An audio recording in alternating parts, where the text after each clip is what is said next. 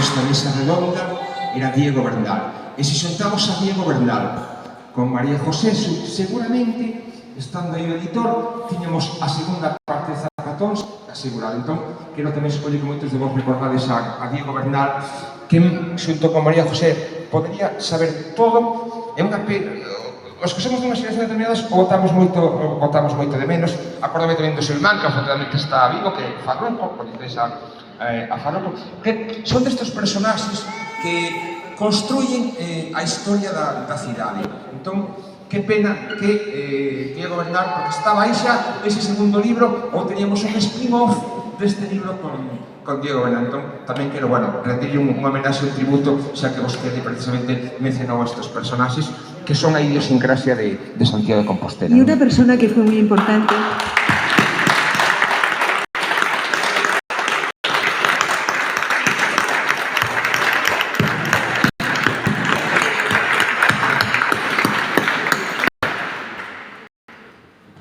Una persona que fue muy importante fue don Víctor Vázquez Portemeña, que desgraciadamente no, ha tenido un pequeño problema, su mujer está en el hospital y no ha podido estar.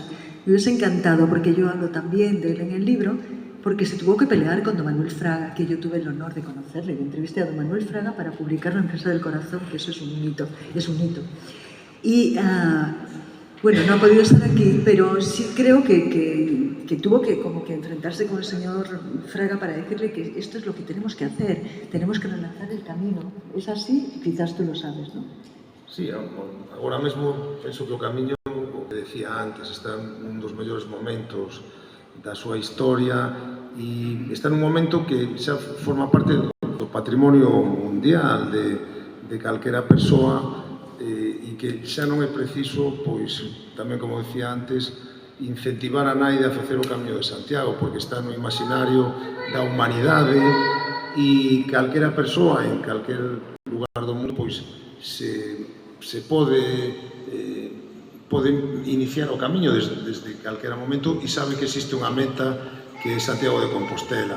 Esta nova etapa do camiño probablemente se iniciara no 1993 con ese ano xacobeo, sí, pero é certo que viña desde antes. A visita do Papa no ano 82 foi un pistoletazo de saída importante para esta nova proxección, cando o Papa Juan Pablo II pois, se investiu como peregrino e reivindicou pois, ese camiño que realmente pois, se empezou a construir Europa.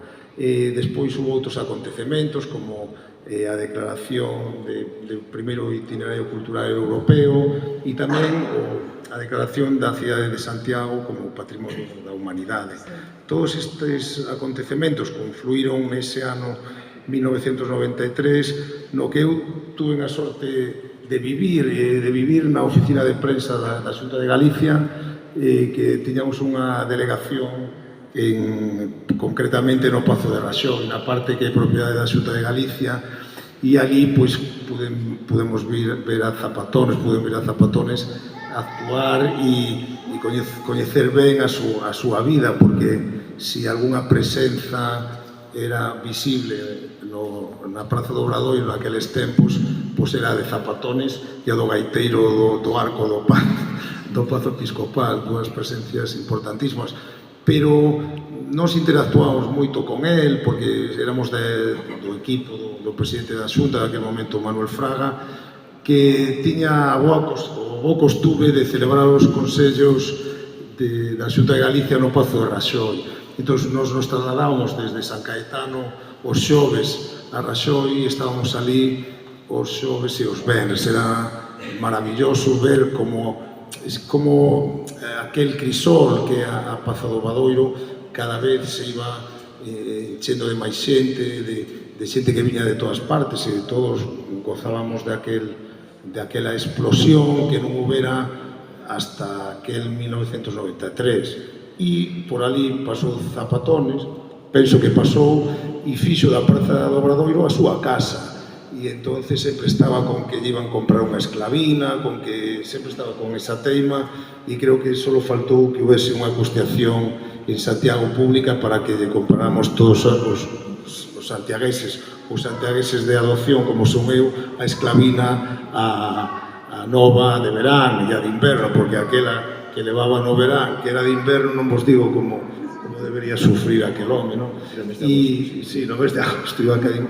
Entón, pues, bueno, os que tuvemos a sorte de vivir aqueles anos, aquel ano 1993, e toda a progresión do que foi o Camiño de Santiago, do fenómeno xacobeo hasta agora, pois a verdad que somos uns afortunados. E eu son un afortunado especial, porque se veño traballando desde hai máis de 30 anos alrededor do Camiño e da promoción turística de Galicia, pois chegar agora a dirixir a xencia da que depende a conservación e a promoción do Camiño desde o punto de vista civil, pois non poden ter mellor regalo. O mellor Zapatóns tivo algo que ver de tanta presencia que tivo na miña vida naquel entorno de... Sí, pode que sí. Sí, eu non creo nas meigas, pero a ver as sainas, non? O Zapatóns é un meigo, de alguna maneira, sí. Bueno, imos chegando ao final, pero hai sorpresa